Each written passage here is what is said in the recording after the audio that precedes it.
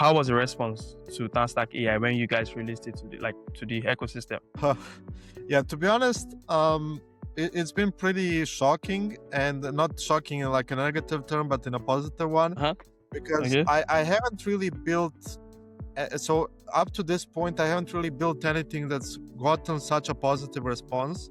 For Amazing. example, we got like 1.6 thousand stars on GitHub in like 24 hours, I think, or maybe 2 days. I'm gonna lie on that, so don't quote me on that. But like that was crazy for me, because you always see like those expos where somebody like built something and then it gets like crazy amount of stars, and like, wow, this is incredible.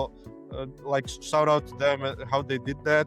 And then when your tool does it, you're like, wow, is this possible? And that's kind of how it felt for me. And I'm really happy about that, and that people like it. And it's kind of even more exciting for me personally, because we released, so what we did before we released the alpha was we cut out like around 70% of all the like POCs and everything that we did, so we can like ship a minimal alpha. And like I'm just thinking in my head, like if people are so excited about what we just built right now, they're gonna be mind blown when we drop everything that we've been like iterating over and doing internally. Because like I had these crazy APIs that are like built as POCs, and we just had to kill them because we didn't have enough time to like thoroughly test them and make sure they're great and stuff like that. And we did so many iterations under the hood, like we did even like stuff like MCPs and those. Hello guys, welcome to another episode on Talks with the Evergreen. So in this particular episode, we're just going to be talking about TanStack AI. And joining me in this conversation is Alem from the TanStack team. Hi Alem. Hey Dom, hello everybody who's watching. Amazing. Cool. So let's just go with introductions, right, before we go into the actual conversation. So just give us an introduction of what you currently do on the web space. Yeah, so my name is Alem. I've been open source developer for like 3 years, and I have like 10 years of experience in the industry. I started in the Remix space, then I shifted over to React Router, and then I shifted to TanStack. So I've been around the block in a lot of ecosystems. I'm currently the one of the leads on TanStack AI with Jack and Tanner, and I'm also the lead on TanStack DevTools, if you've heard of that package. And yeah, that's kind of a short introduction on my side. Okay, amazing. So being an open source maintainer, right? What's like your day-to-day activity like? From like getting up to starting work, right? Can you just take us through a typical day as an open source maintainer? Yeah, so I usually wake up, then I cry, and then I start working. Um, I'm just joking. So basically, Yeah. the day to day is very weird, because, for example, when you're working on a job, it's pretty easy, because what you do is you wake up, you know you have a ticket or a daily or something, and your whole workflow is kind of structured, and you already know what you need to do. But in open source, it's kind of not that way, where you need to plan your own schedule and what you're going to do and what the plan is. And usually it kind of changes every day depending on other people. And what I mean by that is, for example, let's say I'm planning to add something into TanStack AI tomorrow. And my idea is, okay, I'm going to wake up, I'm going to do that for 5-6 hours, whatever. And then I wake up the next day, I've got a bug report on something on TanStack AI that's not related to what I wanted to do, and it's important. And then I have to shift all my focus to working on that. And then I completely don't do what I wanted that day because of that bug, for example. And it's kind of like this constant chaos where you're just shifting your priorities and trying to like find the time to do everything. And especially on my side, because I maintain like a lot of libraries, and it's very hard for me to like maintain all of it, because I was very spread thinly across all of them. So yeah, it's kind of a chaos on my side, at least for me personally. Yeah. Yeah, amazing. So being an open source maintainer, right? What would you say the experience has been like? I think you mentioned you've been an open source maintainer for like almost 3 years, right? With having like 10 years of experience already in the industry. What's been the experience like for you so far as an open source maintainer? Yeah, to be honest, it's been incredible. So I Okay. kind of started. So as I said, I started in Remix, and so it all began with me playing with React hook form, and because Remix is like a server side library and a client side library, and React hook form is just client side. Mm-hmm. There were huge issues for us in a company that I was working at the time, where you would need to send that data over to the server and then like serialize it, deserialize it on the server and stuff like that. And I created like this minimalistic wrapper that handled that. And I thought, okay, let me try to like publish this. And I did that. And then I was kind of hooked on open source. And then I did a lot of other stuff. And it's kind of very hard. It's a lot easier like to get into it right now because of AI, because you can ask an LLM to Mm, explain something to you or to like give you ideas or something. But like 4 or 5 years ago, when there was like no AI or even more, it was really hard to get into it because, for example, you had Stack Overflow and you will Google like how do I bundle something for Node? And you would find absolutely nothing. And then you would have to like sit down and figure it out on your yeah. own. And you have like no help at all. And that's like Mm-hmm. experience with everything. So you have to figure out everything on your own. So that's been my experience. And it's kind of crazy because it's really difficult, but after a while, like after you've been doing it for a few months and you just Mm-hmm. keep hitting these walls and going through them and hitting walls and going through them, you get to a point where you start feeling comfortable. And then when you go back to like app building, it becomes so easy and so trivial to do that because like done these crazy complex things and bundling and everything, and then you have Yeah. to like write a form and you're like, wow, this is so easy. So amazing experience. To be an open source maintainer, I think from your own point of view, right? Okay, so let's quickly just jump right into the conversation, right? The main reason of why we're having this recording. TanStack AI, right? So what exactly is TanStack AI? So can you just introduce the audience to what you guys are doing at TanStack AI currently? Yeah, so I think it kind of ties in neatly together because how it all started was like 2 months ago. Jack Harrington and Hmm. Tanner were talking about creating TanStack AI, and at the same time, I was also thinking about proposing that we create TanStack AI, like without knowing that they were talking about it. And basically, what TanStack AI is an easy way for you to talk to LLM providers. So if you want to use OpenAI in your apps, you can use the SDK for that. And that's the idea. You have your client, you have your server, we give you the components and we give you the utilities, you use them and you talk to LLMs easily. So it's instead of writing 3,000 lines of code to do it yourself, you just write 50, for example. And that's what Mm-hmm. TanStack AI is, and that's how you use it. And yeah, so like I said, it became really an interesting project because we were like thinking about it from different perspectives at the same time. And then we actually talked about it, and and then we said, hey, let's build this thing because we need it. And yeah, that's how it started, and that's what it is. Hmm. Okay, amazing. What you're trying to say is this has been like around for like 2 months from ideation to you guys pushing into like the first version or alpha version just for 2 months, right? Yeah. Hmm. Amazing. Yes. I Okay. think at this point, maybe three, because when we launched it, it was 2 months, but we launched it like 2 or 3 weeks ago. So it's close to Yeah. three. Amazing, amazing. So Yeah. it's like quite kind of like really new. Amazing. Okay, so now speaking about the idea around TanStack AI, right? And the problem is you guys are trying to solve with this particular tool.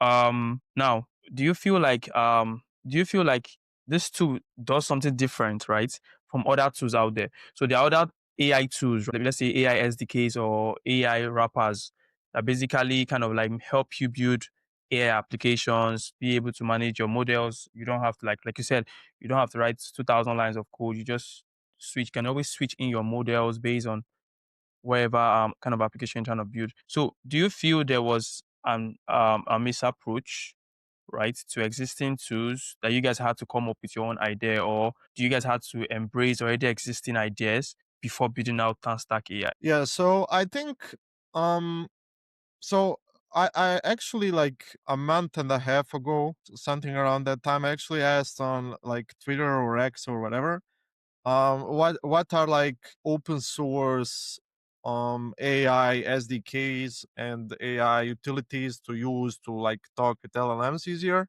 Because at the time we were kind of looking at the market and what the possibilities are and how we could use something like, because in TanStack at the moment we have a lot of projects internally that we're working on that require us to use AI.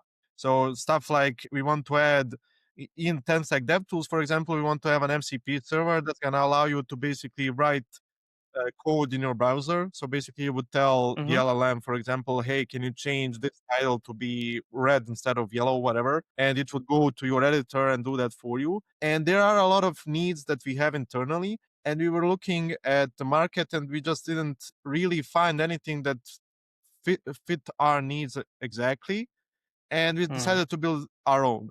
But currently, we still haven't gotten to a point where we have covered our needs as well. So it's in Okay. alpha, and we released it Mm-hmm. as a minimal like project, just so people can like play with it, give us feedback, and let us know what they think. But there is a lot of stuff that we need to add inside of the alpha to get to a point where we can say, okay, this is our vision, this is the end goal. Because, for example, we so up to like last Friday, we only supported chat, we didn't support like image generation, video generation, text, speech, whatever. And now Correct. that Yeah. we've added that Mm-hmm. and we made our adapters better, now the Mm-hmm. focus is kind of shifting again back to the core APIs and how we can improve these flows, add agentic flows and stuff like that. So that is kind of our vision for this project, and kind of it's kind of hard to see the vision right now as it is because we are very minimalistic at the moment. But the APIs that are coming are gonna show people what differentiates us and what makes this truly amazing and unique. And that's why I'm so excited about next year and the future, because like this is just the beginning. This is just like 0.1 version, and it's gonna just go up from here. Amazing. Okay, cool. That sounds really amazing, right? Which you said, it's just the beginning, right? So there's more stuff to look out for from TanStack AI. Okay, cool. So one question, right? The TanStack tools are known for having best should I say the best APIs and the best developer experience, right? So I'm basically referring to TanStack Query, which we mostly know as React Query, right? Then we have TanStack Stats, TanStack Forms. They are mostly known for how they help give developer a good developer experience. They are good and they have good API structures, right? For these toolings. So are you gonna say most of these principles, right, are being carried over to TanStack AI? So are developers gonna expect the same experience when using TanStack AI? Definitely. I mean, the TanStack spirit kind of carries over to all projects, and like there's Mm, no difference between TanStack AI or whatever else. And okay. I think the team, so the TanStack ecosystem has like 30 to 40 core maintainers, I think. And it's not like it's two or three of us doing it. And we've like all of us come from different ecosystems of JavaScript, and it's like really easy to figure some stuff out that's really complex. Because, for example, if you ask a question, everybody has their own perspective and background. It's really easy to like figure out an API that's great because, for example, you suggest something for Angular, somebody suggests for Svelte, and so on and so forth, and then you kind of figure out an API that works everywhere. And I think that's really cool for the TanStack ecosystem. And I think a lot of that philosophy carries over. And even if you look at our current alpha, you're gonna see that everything's type safe.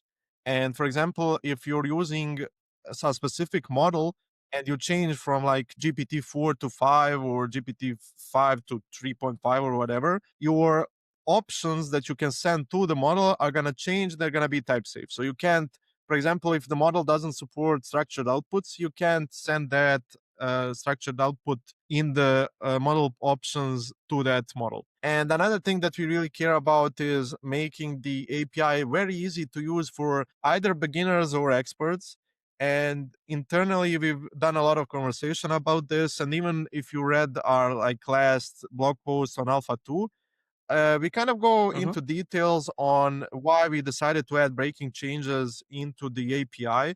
Because after like talking about it, we figured out that the naming is not correct.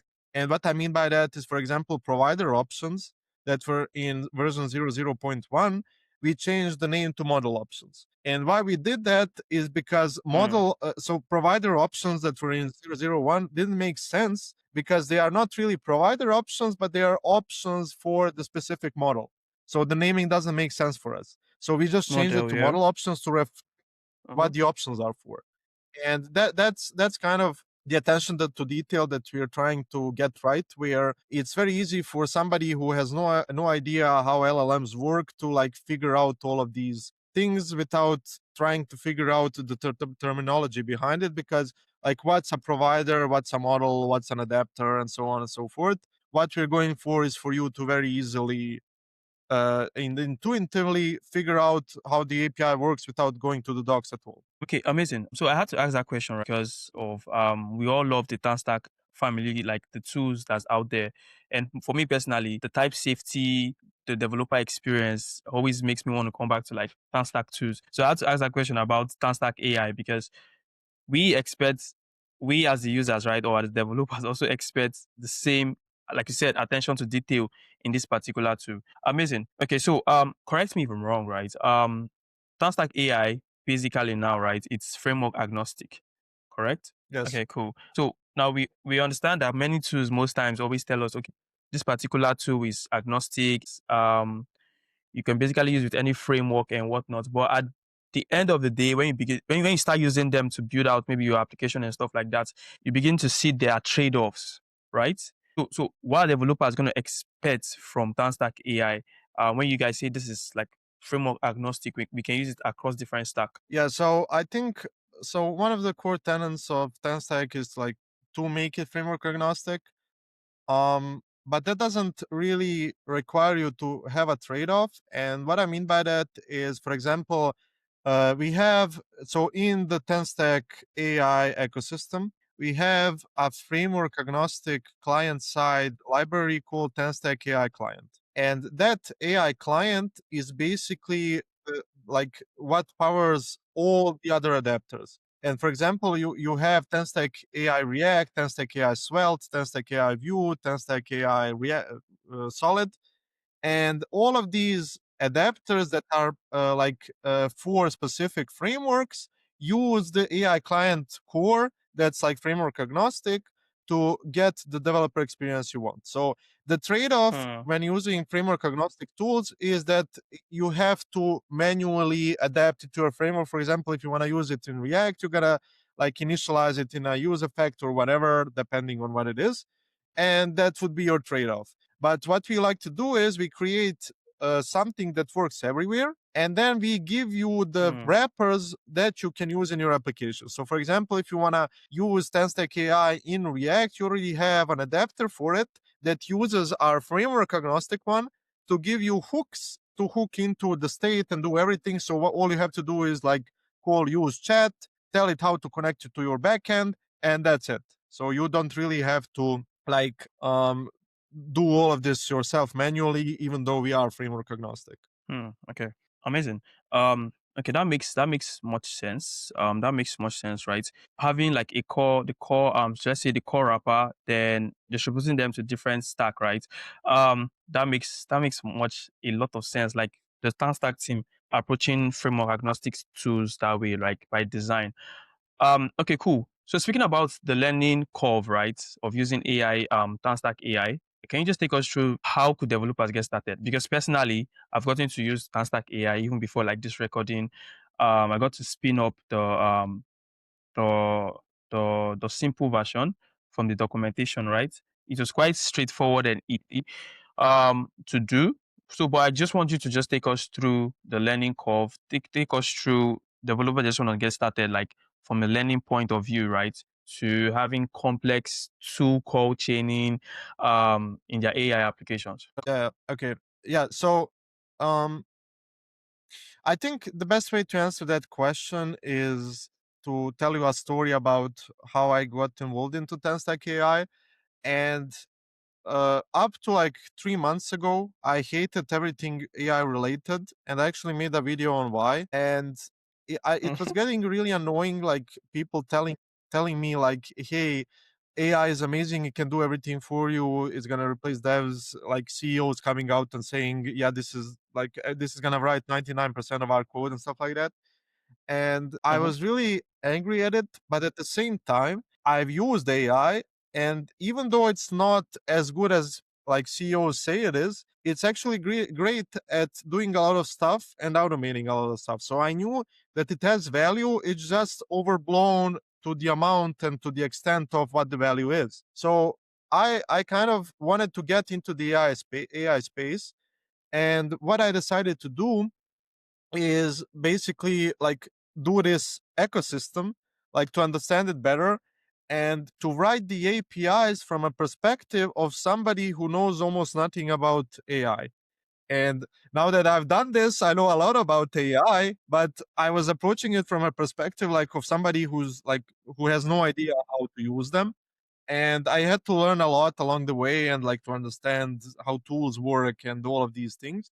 And the learning curve is kind of steep, but it's when you kind of get over that hill and understand how it all works, it's like pretty simple, where it kind of boils down to like a basic API that you call, it returns a response, then you do stuff on your side, set it back, and then it returns a response again until you're happy. And that's kind of the core experience with talking with LLM models, where it's basically like talking back and forth on the server until you get the result you want. And that's kind of a really easy way to think about it. And then when you want to build something with LLMs, you basically start, like you said, with some simple examples, like you just want to do a chat app, and then you get to a point of I'm gonna use e-commerce as an example because that's kind of easiest to like wrap your head around. So let's say a user Mhm. comes to your website, he wants to like figure out what you have in stock, what he likes, what categories. Let's say you're buying sneakers, whatever, and then he comes and says, okay, I want to buy Nikes, but I have no idea if they have red ones, for example. And then you would ask an LLM, hey, does this store have Nikes? And then the LLM has to like figure it out. And how it does that is through tool calling. And tool calling sounds like some like archaic, weird API, and it sounds very like foreign. But basically, what it is like Yeah. a function that you call, and that's it. So how it works Mm. is you tell the LLM, you basically tell it what the user said. So he wants Nikes, and then the LLM, because you tell it like what tools you have in your application, it's, for example, says, Mhm. okay, let me check the tools. And then you have, for example, a tool that tells you, the LLM, if something is there. So, for example, let's say you create a tool, uh, for example, inventory tool that's gonna have some input arguments and it's gonna return whether something exists or not. And then the LLM is gonna say, okay, he has the inventory tool. Let me call that. And when the LLM responds, you're gonna get this special kind of response from the LLM that tells you, the end user, hey, you need to call this tool for me, get the result, and send it back. So that's the part that we handle under the hood for you. And basically, you just Mhm. define your tools, and then the LLM, our SDK is going to automatically call your tools. You don't have to set anything up. And then the LLM is going to call that inventory tool, get the information. Then the tool is going to say, yes, Nikes are available. And it's going to send it to the LLM. And then the LLM is going to respond, yes, they have Nikes. And then let's say you want to build something else, like I want to add Nikes to my cart. You just add another tool that's basically going to, so the LLM is going to send you the ID of your Nike shoes that the user wants. You're going to send it to your tool. The tool is just going to add that to the cart and to the database, whatever the implementation is, and return like success to the LLM.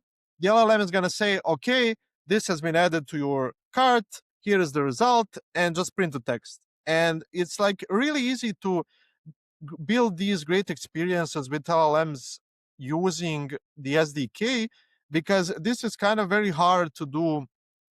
It depends really on how like advanced you want to make it, but tool calling, Yeah. all of these tool ecosystems are like really boilerplatey and hard to implement on your own, in terms of like it takes you a very long time to just do like a back and forth between the API of the LLM, your application. And that's what makes these SDKs so powerful, like TanStack AI, where you can build these great experiences like really, really easily. Hmm. Amazing. Okay, so thinking about what you just said right now, I just thought about a particular use case, right? So thinking about how we already have access to all the models, right? So for example, we're using a provider, let's say OpenAI or Google Gemini, right? Then there's a new version, right? Let's say for example, the OpenAI team just dropped a new version. So how do you guys handle that update, right, to the TypeScript version or to the TypeScript file that is being used in TanStack AI? Yeah, so on our side, we just have to. So we have these huge files that define the metadata for each model. So, and everything has already been set up for Mm-hmm. us. I mean, set up by us.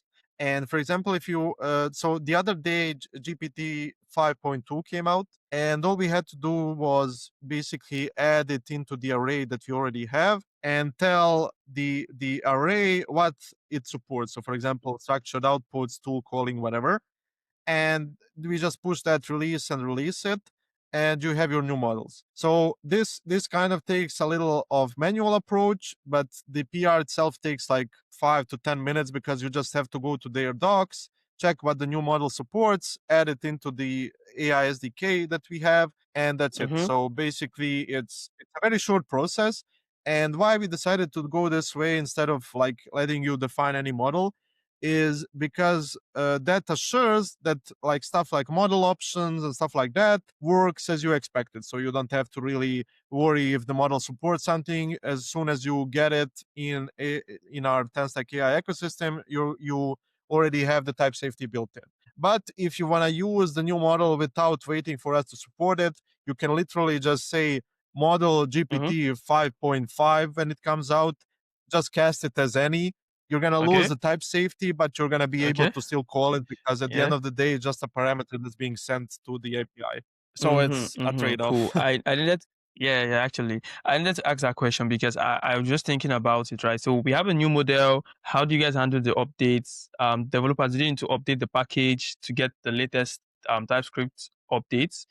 Amazing. Okay, so speaking about using AI, right, to build out integrating AI in applications these days. So a quick question, right? What mistakes do you see developers making, or have you gotten to see developers making in using AI to integrate into the application?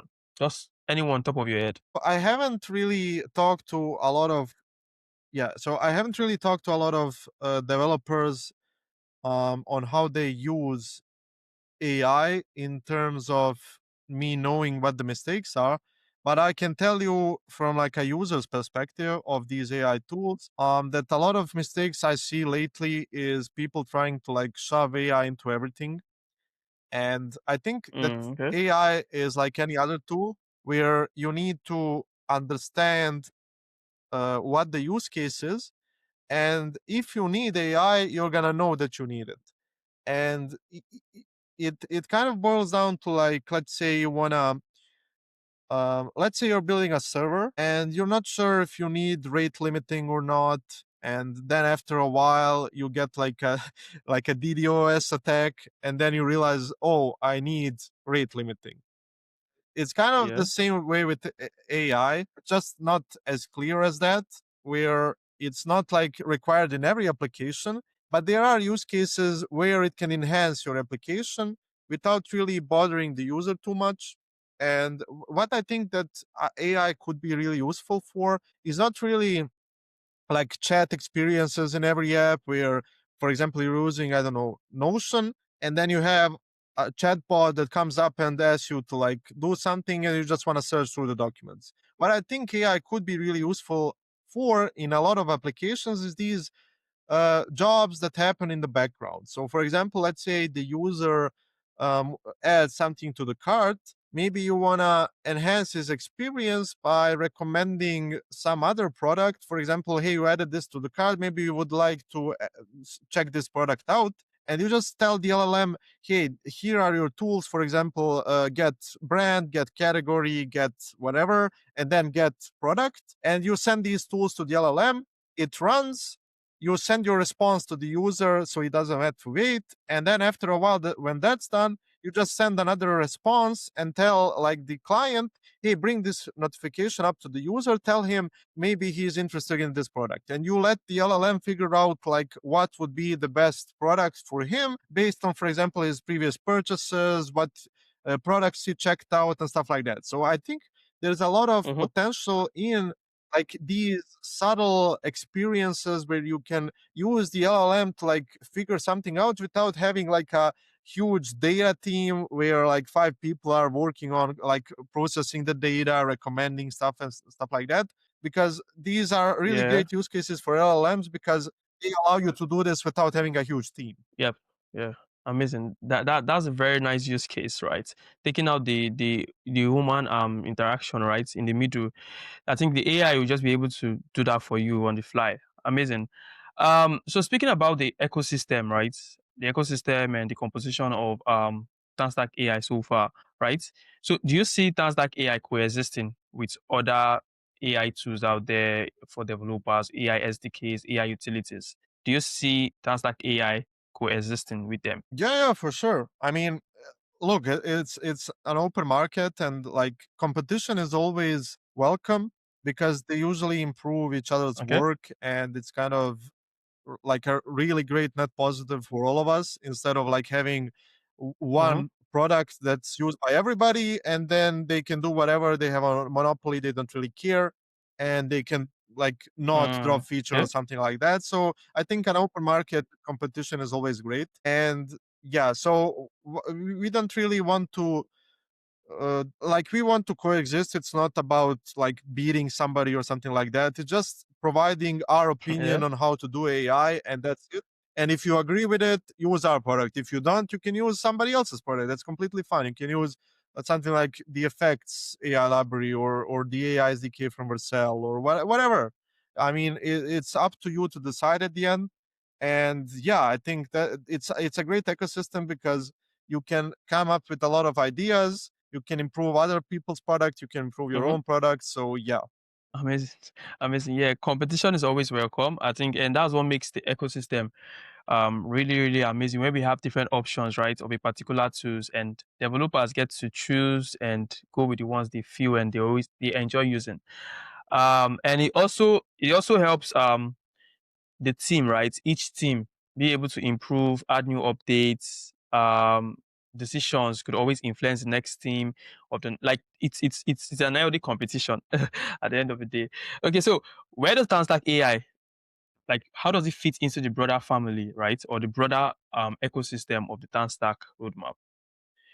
Um, where do you like what's the idea? Definitely it could be an internal talk where maybe the public is not yet, like, we're not supposed to know about it yet, but like, can you give us an idea of where the TanStack AI fits into the broader ecosystem of the TanStack family? Yeah, so like I mentioned earlier in our talk, we have a lot of plans. It's just a matter of doing those plans. And we have been internally talking Okay. about how to like weave this all together. And we don't really plan like to force AI down everybody's throat. If you're just using router, you're just using router. It's not something that's gonna require AI or something like that. But however, what we are looking at is Mm-hmm. allowing you to easily use AI in our like existing products. So for example, we have been playing with the idea of having like tools that are both tools and server functions in TenStack Start. So, for example, if you're using AI with TanStack Start, we will just offer you additional APIs that make it even a better experience than it already is. And if you're not using it with that, you can just implement something similar in your own framework or whatever you're using. And I think that's kind of our approach at the moment, where we want to expand it into our other tools in terms of adding like seamless support and even using other tools to like enhance AI. For example, we've been looking at using durable streams and TanStack DB to make the experience on the client even better. That's kind of as much as I can say at the moment, but you get the idea. So we're Mm-hmm. looking at the whole ecosystem. Yeah. And another thing that we're really excited about is actually like using TanStack AI to build our documentation website, to build our CLI for starting new apps, for building our like Hmm. experience out of the Okay. box, Interesting. where where we Interesting. yeah, because it's gonna like we said, we didn't build it like to compete with somebody or just to have our version of TanStack AI or something like that. We really built it to solve Mm-hmm. our own needs and problems that we have currently, because we had a lot of Yeah. ideas that we want to implement, but we don't have a tool that fits our specific needs and what we want to achieve, and that's what we're trying to do here.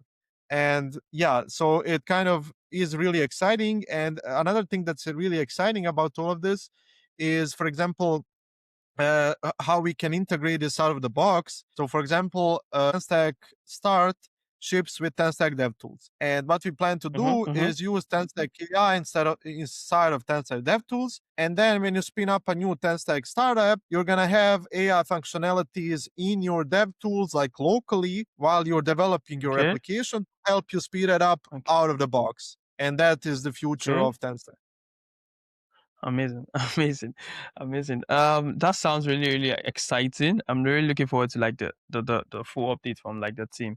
Okay, so um now this question, right, is basically has to do with the community response. So what has been the community response so far from TanStack AI? So first off, I'm gonna say what I think, like from the outside perspective, like a user or a TanStack user, right?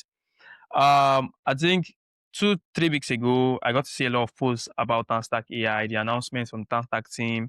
There were a lot of tweets about trying out TanStack. There were videos on YouTube too. But talking to you, right? I think this particular response was what led to this episode, right? We're talking about TanStack right now, TanStack AI right now. But I just want to know from your own perspective, like as someone being in the team, leading, like be the core maintainer, um, how was the response to TanStack AI when you guys released it to the ecosystem? Huh. Yeah, to be honest, it's been pretty shocking, and not shocking in like a negative term, but in a positive one, Huh? because Okay. I haven't really built. So up to this point, I haven't really built anything that's gotten such a positive response. For Amazing. example, we got like 1.6 thousand stars on GitHub in like 24 hours, I think, Crazy. or maybe 2 days. I'm gonna lie on that, so don't quote me on that. But like that was crazy for me, because you always see like those X posts where somebody like built something and then it gets like crazy amount Mm-hmm. of stars, and like, wow, this is incredible. Like Mm-hmm. shout out to them, how they did that. And then when your tool does it, you're like, wow, is this possible? And Yeah. that's kind of how it felt for me. And yeah, the feedback has been like overwhelming. I just can't say the word, overwhelmingly positive. And Yeah. I'm really happy about that, and that people like it. And it's kind of Mm-hmm. even more exciting for me personally, because Mm-hmm. we released so what we did before we released the alpha was we cut out like around 70% of all the like POCs and everything that we did, so we can like ship Concept. a Okay. minimal alpha. And like Yeah. I'm just thinking in my head, like if people are so excited about what we just built right now, they're gonna be mind Okay. blown when we drop everything that we've been like iterating over and doing internally. Because like I had these crazy APIs that are like built as POCs, and we just had to Hmm. kill them in because we didn't have enough time to like thoroughly test them and make sure they're great and stuff like that. And we did Yeah. so many Yeah. iterations under the hood, like we did even like stuff like MCPs and all of these things, but we just threw it out the window so we can like release a small alpha. Mm-hmm. And yeah, Yeah. the people are not really ready for everything that's coming. Amazing, amazing, so amazing. Because I saw the post online, I saw the tweets, I saw the videos made by like popular community developers on YouTube. Like the discussion was really, really interesting. Okay, so what's been the hardest part of maintaining this kind of tool, right? That got a lot of feedback or a lot of good feedback from public and the ecosystem. So what's been the hardest part of maintaining such AI tooling? Man, the hardest part, to be honest, has been reviewing all the PRs because Mm, when we launched, and at this point we have 20 open PRs that has various adapters and functionalities and stuff like that. And I kind of want to merge it all, but I have to be really careful, like to make sure that they have no mistakes and stuff like that. So it really takes a lot of time to do that. And then after exactly after we launched, we sat down and said, okay, we just launched the alpha. Let's talk about the architecture around adapters and the architecture around the utilities from the core package. And we knew that our like first initial alpha release was not really um, what we wanted to see, because first of all it wasn't like bundle split, which is really important for us, and second of all it would take us like a really long time to like ship new adapters, because we would have to like add in support for everything. So like if you wanted to ship an adapter for, I don't know, Claude agents, we would have to add chat support, structured outputs, image, video, text to speech. So everything that that it offers, like right off the bat. And we knew that wasn't sustainable in the long run. So we had to sit down mm-hmm, and completely change the architecture we had in place. And that's what the last release did. So now we have a completely new architecture. And like what pained me the most is somebody would open up a huge PR that adds like an adapter, for example, Open Router or some mm-hmm, Apple router or something like that. And I look at the PR, people put their time and effort into it. They add like 2, 3K lines of code. And now I gotta tell them, hey, first of all, you're gonna have to wait for at least a week for us to release this architecture overhaul. And then you're gonna yeah. completely have to change the PR because we changed the architecture underneath. And that's kind of been the hardest part for me, because I really don't like when people like are excited about a project, they want to help and contribute, and we're really open to contributions. And this is not really so we're not really like a company that decides what features go in and what don't and stuff like that. It's really a community run project where all contributions are Mm-hmm. welcome. And it's really hard for me to tell people, hey, this can't go in at all at the moment, and just gonna have to wait for weeks. And even now, like I need to find the time to review these 20 PRs, and now I gotta go through all of them and tell them, hey, you gotta like do it again. And yeah, that's kind of been the hardest part for me, because usually how my projects go, you get like PRs, but there's not really a lot of them, and it's really easy to merge or not. And this has been like overwhelming, and it's kind of very hard to keep track of everything. And then you have to work on new features, you gotta look at all of these PRs, you gotta help people help you contribute to the project. So it's been like a roller coaster of overall the last month. Yeah, it's been that's just so crazy. Thinking about maintaining the API, getting updates, getting PRs from contributors, right? And also manage. I think that should be like the one of the hardest part of like open source, being an open source maintainer, right? Getting to review PRO most of the time. So what kind of contributions are you guys looking out for? Like for people that are thinking on contributing to TanStack AI right now? Yeah, I think um hmm. So at the moment, I think the biggest contributions will probably be like adding in support for adapters. Okay. Because there's like 30 or 40 adapters, and Yeah, it's yeah. and we are really focused at the moment on like adding in features that we want and need. So I think that would be the easiest place to help, and that's why we kind of really focused on getting the architecture around adapters right, so we can allow people to easily help us. Where you can incrementally add stuff like chat models, and then you do another PR for image models, and then you do another PR Mm-hmm. for whatever. And that is kind of our focus, where we want to add in support for adapters, because we know like we weren't born yesterday, and we know that we only cover like 4 adapters, and people care like for a lot of other adapters like Azure Bedrock, sorry, not Azure, but AWS Bedrock, stuff like Open Router, Azure models, and stuff like that. And we don't y- support them. yeah. So all the help we can get there would be really appreciated. And we even have PRs open for this already. So it's not like they're not there. It's just a matter of reviewing them. So Mm-hmm. I think that's like, Mm-hmm. because Mm-hmm. that only requires for you to go to the docs, check out what the model supports, figure out how to do the adapter, and then just pour it over. And it's a lot of manual work opposed to like API design, architecture, and stuff like that. So those are really easy contributions to make because you're usually going through the docs and porting it one by one into the code. So I think that's like the easiest way to contribute to the project, and like just leaving like links to the documentation where you got it from, so I can just double check it and confirm, would like go a long way, because it's easier for me to do it when I have the links instead of just manually going through it. And for example, AVS Bedrock, the other day I tried to go through the docs, and my brain hurt because there's like 2,000 different docs and it's all like scattered all over the place. So it was really hard for me to find some info.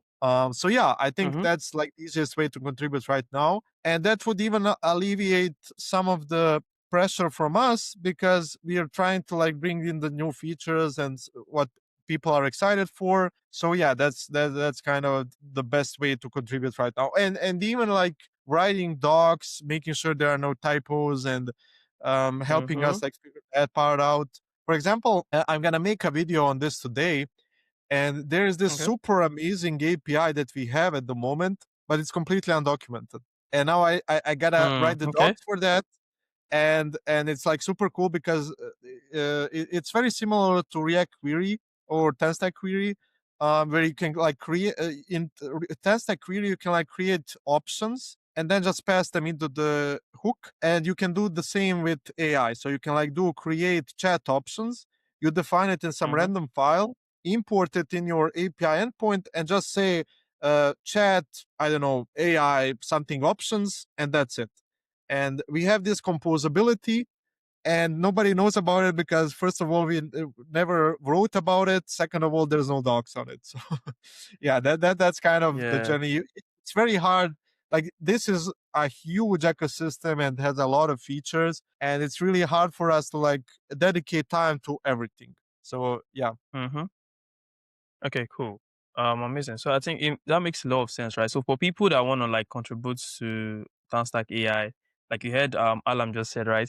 You could contribute to maybe documentation, you could contribute to also making sure that you could add new adapters. Like you said, we have like a whole lot of adapters out there for developers that want to use other adapters for their AI applications. So that's just one way to contribute to TanStack AI. And hopefully people that are listening to this episode will get to like drop PRs very soon. Amazing. So let's just quickly just touch some quick fire segment, right? So can you just tell us one AI tool that you've really been impressed by, like you've used like maybe in the last month? Just one AI tool. It doesn't have to be like maybe dev tool, like just one AI related to. Yeah, to be honest, I don't really use a lot of AI tools like outside of um like using AI to code. But what I Okay. can say, yeah, I really don't. I don't really. It's not a matter of I don't want to use them. It's just a matter of that I don't really need them. There are a lot of Yeah. cool things out there, but I don't really find a use case for them. I So what I did like a few days ago, and I think this is gonna correlate with you as well because you also do YouTube and edit stuff. I have this issue where I have to basically when I edit the video, I have to go manually through it, listen to it, and then like add chapters on YouTube. So for example, from 00 to 028 seconds, Mm-hmm. this is the intro and blah blah blah. And it's really a lot of work, and sometimes I forget it because I usually do it when I'm editing, and if I forget it I have to go through the whole video, listen to it, and figure out the endpoint. So for example, if the video is 30 minutes long, it takes me like 30 minutes to just do that. Mm-hmm. And then I would like to like convert my videos to blog posts, and then I have to post on like 6 different social networks. Having some sort of like text that can help me speed that up is also useful. So what I did was I basically used AI to automate all of this. So I just feed it the video, it transcribes it with Whisper, with Docker, and then it basically it sends it to OpenAI, creates a blog post, creates the chapters, creates everything, and all of this is done like locally through my automation Mm. script. So basically, get the blog Okay. posts out of it, chapters for YouTube, descriptions for everywhere, like social blog posts, and the output is not like a super viral amazing text, but it's like good enough for me to like copy paste it and then just edit it to like match my writing style and make sure that I touch upon the points I care about. So that's really how I like using AI.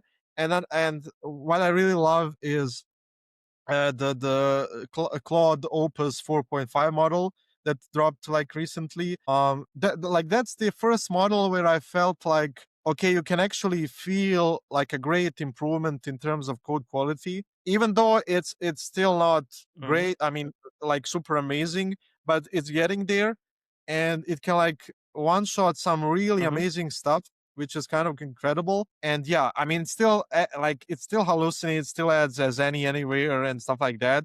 But it feels really great to me, and that's usually how I like use AI. It's not through like tools or products. It's mostly through using it manually in some sort of way. And yeah, that's something I personally do. But yeah, I don't really keep track of tools per se. I more keep track of Mm. what's behind the tools, if that makes Yeah, sense. yeah. I mean, yeah, that makes a lot of sense. Okay, so can you just give us one piece of advice for people that are building with AI today, right? Just one piece of advice for people that want to build out with AI, they want to build out with TanStack AI. Just one piece of advice for them, for people that are listening. Yeah, I think the best piece of advice I can give is start small and just try to understand all the technology behind it before you actually like ship it to production. And like I said, it's like really Mm-hmm. easy to understand everything once you like get the hang of it and how it works. And once you get to that point, it's really easy to add LLMs into your like applications and ship some great features. But it just takes a little bit of getting used to and figuring out the API and stuff like that. And I think that's kind of why we made sure that the initial alpha release of TanStack AI included DevTools that like show you what's going on while the LLM is while your app is talking to the LLM. So you as a beginner can really understand what goes on behind the scenes. Because for me, when I was looking at the alternatives before we had TanStack AI, nobody had DevTools, and it was really hard for me to Mm. understand what the tool codes are doing because I have no idea what they work, how they work, what they do. Like, do they execute on the AI LLM side? Do they execute on in my code? How does it work? And now that we Mm-hmm. added DevTools in, it was like really easy for me to understand because, for example, you send a message and then the DevTools tell you, okay, the LLM executed this tool, it got this input result, it got this output result, it called this, it thought about this, blah, blah, blah. And then it's really easy for you to understand, okay, this is what thinking is, this is what tool calls are, this is what talking with the LLM looks like, this is why we do it this way and not this way, and blah, blah, blah. And then when you feel comfortable with it, it's like super easy to use because at the end of the day, like I said, tool calls are like just functions. And if you have an existing Mm-hmm. app that's in production, you probably already have these functions defined. So, for example, if let's say you have an e-commerce site and you want to add an LLM, you don't have to really define Mm-hmm. the tool calls from scratch. You can just say, if let's say you have a function that calls your DB, like it's called get products from get product by ID. You just give that to the cool tool call, and there you have a tool call that allows you to get a certain product. And it's like really easy to build these things when you understand how they work. But if I told you, hey, you should use a tool that lets you recommend products, and you have no idea what tools are, how are you going to build Mm-hmm. an AI product when you have no idea how it works? So I think understanding, and I think this doesn't really apply just to AI, but like everything in general when it comes to like coding, is just first understand Yeah. how it works and then you start using it. So that's the best advice I can give. Amazing, amazing advice. So we've talked about TanStack AI. Talked about the TanStack ecosystem. We've touched we've touched pretty much a lot about TanStack. And for me personally, I'm really looking forward to the new updates and what you guys already have, right? Like I said, I was basically playing with TanStack AI already, even before this call. Getting to see the APIs, and so far so good, right? And so I'm really looking forward to what you guys are doing at TanStack AI and the TanStack ecosystem as a whole. And just amazing job to the teammates, to the contributors, to everyone on the team level, right? Um, okay, so where can people follow your work, follow the projects? So like just drop your links on Twitter, X, where you're mostly active. Yeah, so actually it was like a same handle everywhere. So if you search my handle on a social network, I'm either there or not. So it's under Alem Tuzlak, so my name and surname. And yeah, you Okay. can find me on. I mean, I mostly focus on X, so Twitter, and YouTube. But you can also find me on LinkedIn and stuff like that. So it's really up to you where you want to follow me. I regularly post on what we're doing with TanStack AI on Twitter. So if you want to keep up to date, that's the best place to do it because that's where I'm most focused at. But yeah, I also Mm-hmm. do YouTube videos on whatever we release. I talk about it on Yeah. YouTube, so you can follow me there as well. And yeah, it's really up to you and what you prefer. Amazing, amazing, cool, cool, cool, cool, cool, cool. So we've come to the end of this particular conversation, right? We've talked about AIS, the TanStack AI. We've talked about what developers should expect and what the tool currently does, right? And how you could actually assist you in building out your AI applications and having like a lot of utilities, tool call chainings, having access to all this stuff, so you don't have to like write a whole lot of code by yourself, right? Amazing. So thank you for sticking to the end of this, to the point of this particular discussion. Thank you, Alan, for taking our time to come to the recording and also having to discuss what you guys are doing at TanStack AI. I really appreciate it. So I'll see you guys in the next episode. Bye for now. Bye, Alan. Thank you guys and bye and see you in the next one. Yeah, bye, guys. Yeah.